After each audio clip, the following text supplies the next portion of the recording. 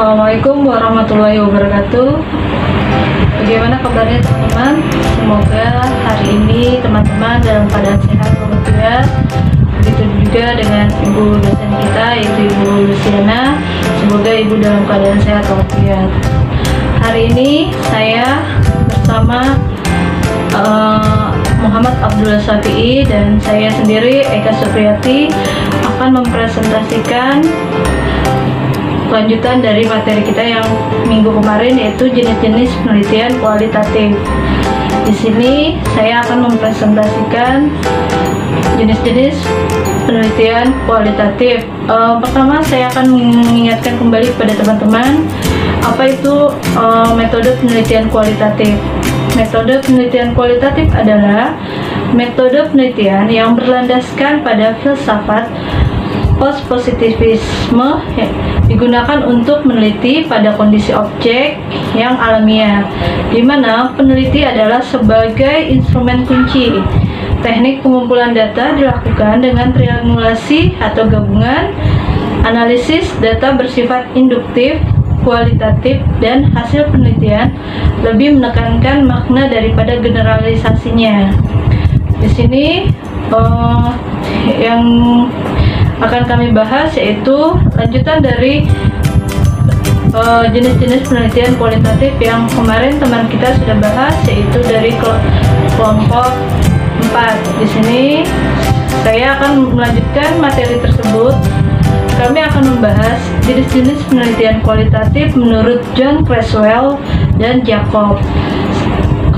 Yaitu menurut John Creswell, jenis-jenis penelitian kualitatif terdiri dari yang pertama itu biografi. Di sini biografi adalah suatu metode penelitian yang berusaha menghadirkan sejarah kehidupan seseorang serta manfaatnya bagi pembaca. Asumsi dasar metode ini adalah pengalaman setiap manusia selalu punya arti khusus.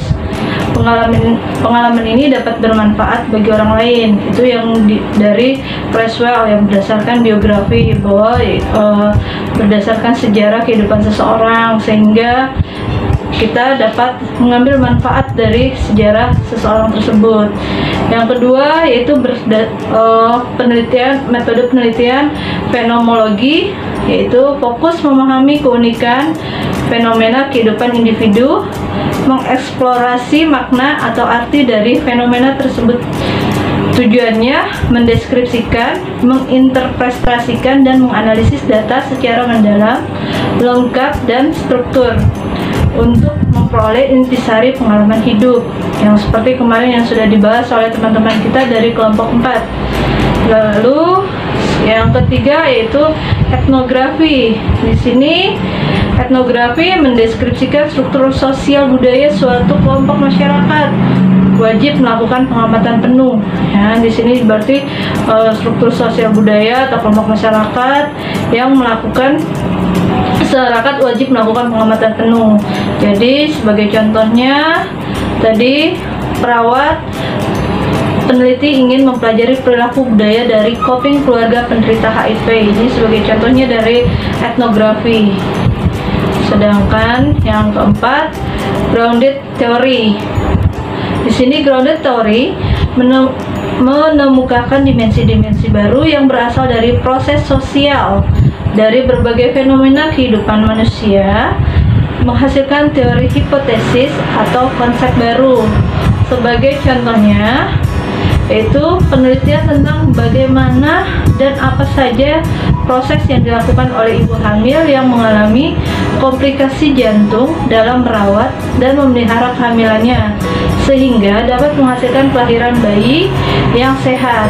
Itu sebagai contohnya ya. Tadi penelitian bagaimana apa saja yang dilakukan ibu hamil agar ia menghasilkan kelahiran bayi yang sehat. Itu sebagai contoh dari grounded theory. Sedangkan yang kelima yaitu studi kasus. Studi kasus yang seperti kemarin teman kita sudah bahas, yaitu mempelajari fenomena khusus yang terjadi saat ini dalam suatu sistem yang terbatas oleh waktu, tempat, meski batas-batas antara fenomena dan sistem tersebut tidak sepenuhnya jelas. Di sini saya bisa memberikan contoh seperti studi kasus kehamilan remaja. Itu seorang peneliti ingin meneliti mengapa terjadi kehamilan remaja pada usia sekolah. Lalu teman saya akan menyampaikan jenis-jenis penelitian kualitatif menurut Jacob. Itu Bapak Abdullah Safi akan menyampaikan berdasarkan menurut Jacob. Kepada Bapak Abdullah Safi, saya persilakan. Baiklah, perkenalkan saya Muhammad Abdullah Syafi'i dari kelompok 8, melanjutkan materi pada pagi hari ini tentang jenis penelitian kualitatif menurut Jacob. Ada beberapa jenis penelitian kualitatif menurut Jacob, diantaranya yang pertama etologi kemanusiaan atau human ethology adalah suatu metode kualitatif yang bertujuan mempelajari perilaku manusia dalam kondisinya yang alamiah. Yang kedua, etografi holistik bertujuan mempelajari kebudayaan secara utuh. Yang ketiga, antropologi kognitif menekankan bahwa budaya muncul dari pengetahuan manusia yang menentukan apa yang harus dilakukan demi kelangsungan hidupnya. Yang keempat, etografi komunikasi berasumsi bahwa pada dasarnya manusia menemukan diri berbeda dari yang lain. Perbedaan ini ditandai dengan perbedaan status, umur, pendidikan, pengalaman, latar belakang, jenis kelamin, lingkungan, agama, peran dalam masyarakat. Yang kelima, interaksi simbolik melalui penegasannya bahwa interaksi sosial adalah sebenarnya interaksi simbolik. Relasi antar manusia selalu menggunakan simbol-simbol yang ditangkap dalam dan dimengerti oleh orang lain. Metode ini digunakan untuk mencari pemahaman makna dari simbol-simbol yang dipakai dalam interaksi sosial. Yang terakhir, psikologi lingkungan, yaitu metode yang digunakan untuk mempelajari hubungan perilaku manusia dengan lingkungan fisik. Untuk kesimpulan materi pada pagi hari ini adalah penelitian kualitatif cenderung bersifat subjektif serta dapat digeneralisasi secara umum. Penelitian kualitatif pada prakteknya banyak menggunakan metode wawancara dan observasi dalam proses pengumpulan data di lapangan. Wawancara juga dilakukan secara mendalam, baik melalui wawancara individu atau fokus grup diskusi. Baiklah, untuk selanjutnya akan dilanjutkan oleh rekan kami, Ibu Eka.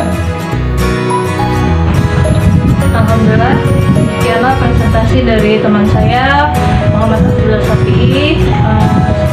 Kiranya sampai di sini dulu pemaparan dari kelompok kami. Semoga apa yang kami jelaskan hari ini dapat bermanfaat bagi teman-teman semua dan dapat menambah manfaat semua. Kami mengucapkan banyak terima kasih. Mohon maaf apabila banyak sekali kekurangan dari presentasi kami. Kiranya kami siap menerima kritikan dan saran. Atas perhatian dan partisipasi teman-teman semua, kami mengucapkan terima kasih terutama kepada Ibu dosen Luciana. Kami ucapkan terima kasih atas bimbingannya. Kiranya sekian dulu presentasi dari kelompok kami. Wassalamualaikum warahmatullahi wabarakatuh.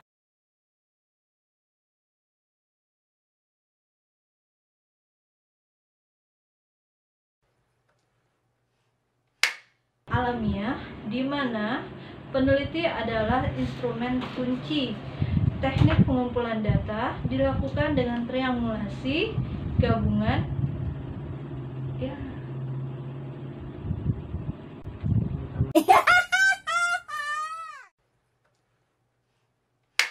Yang disebut dengan penelitian metode biografi. Terus yang kedua yaitu metode fenomenologi, fokus memahami, ya.